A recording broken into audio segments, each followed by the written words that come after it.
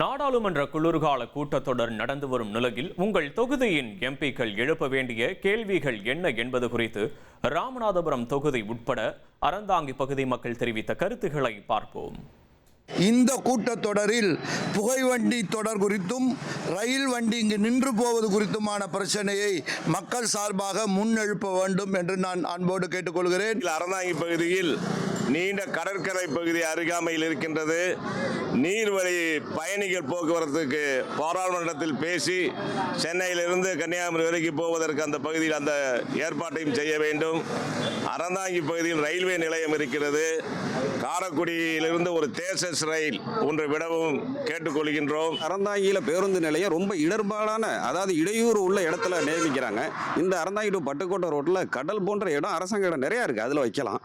இதையும் வலியுறுத்தணும்னு நான் தாழ்மையோட கேட்டுக்கொள்கிறேன். எங்களுக்கு ட்ரெயின் வசதி இருந்தால் ரொம்ப நல்லா இருக்கும். எங்களோட நாடாளுமன்ற உறுப்பினர் இதற்கான வசதி செஞ்சு கொடுத்தாருன்னா ரொம்ப நல்லா இருக்கும். அதே மாதிரி இன்னொரு விஷயம், இப்போ காரைக்குடிக்கு ட்ரெயின் ரெகுலராக போயிட்டுருக்கு. இதே இது மதுரைக்கு எக்ஸ்டெண்ட் ஆனால் இன்னும் ரொம்ப நல்லா இருக்கும். மதுரைக்கு இது வரைக்கும் ட்ரெயின் வசதி இல்லை அறந்தாங்கிலிருந்து.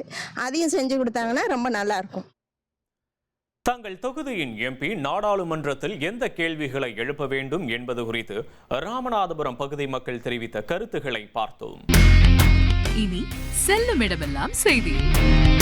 தந்தை டிவியின் வாட்ஸ்அப் சேனலை ஃபாலோ பண்ணினா செல்ல இருக்கும் இடமெல்லாம் செய்தி.